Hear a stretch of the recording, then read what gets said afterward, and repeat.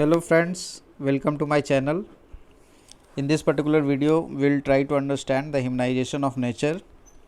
This is one of the approach to study human geography.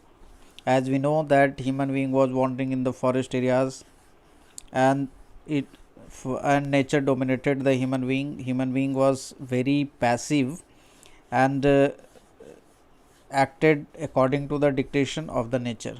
But in course of time, human being became more and more active and try to modify the nature. It is also termed as possibilism. It is related with the possibilities. The people began to understand the environment and forces of nature. After understanding, human being developed ideas and technologies.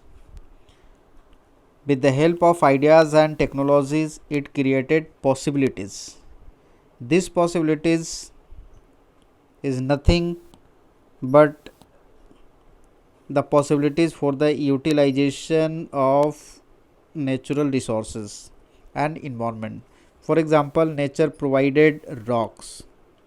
Human being searched possibilities in this particular rock. Human being made bricks. Human being derived gold from the rock. Human being derived iron from the rock. Likewise, in nature there was the water. We created electricity. There was availability of wood. We created a number of things out of wood. For example, ship, boat, etc.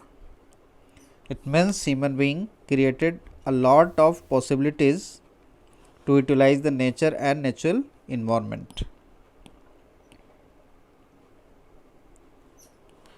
Next, efficient technology helped in creating cultural landscape. What is this cultural landscape? Cultural landscape means the features which is being created by human being. For example, urban areas, urban sprawls, ports, satellites, resorts, railways, roadways, whatever we see, all these are the part of cultural landscape. Landscape means paridrishya, and if it is associated with the cultural, it means created by human being. Cultural landscape, this is nothing but the development of features by human being over the earth surface. For example, buildings, roadways, etc. In some, nature provides opportunities. Human being use this opportunity, and using these opportunities, human being moved from state of necessity to the state of freedom. It means वो स्थिति जब human being पूरी तरीके से प्रकृति पर निर्भर था, से उस स्थिति की तरफ जब ह्यूमन बीइंग खुद पे निर्भर है, स्वतंत्र है. It is not under the control of nature. It is utilizing the resources which have been provided by the nature. In this way, nature gets humanized. One more example you must understand. For example, mountain is there. Over the mountain, we created houses. We created roadways. We created orchards. We created hotels. All these are what? These are the cultural features. And there is the imprints of human endeavor. All these are the endeavor of human being. And these are nothing but the imprints over the nature. Earlier scholar called this kind of approach as the possibilism. शुरुआत के जो भूगोल के विद्वान रहे, उन्होंने इस approach को यानी कि उपागम को पॉसिबिलिज्म के नाम से जाना। पॉसिबिलिज्म का मतलब होता है संभववाद, संभववाद। इसका मतलब है संभव means possibilities.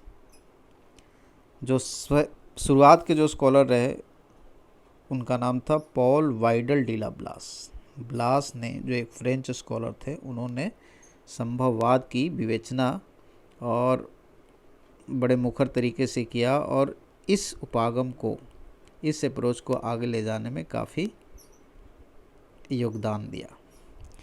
This particular approach was in response to determinism, that is environmental determinism. It means determinism says nature as active agent, whereas possibilism says human as active agent. Deterministic approach considers human as passive agent, whereas possibilistic approach considers nature as active agent. It means both are opposite to each other. दोनों एक दूसरे के क्या हैं, विपरीत हैं।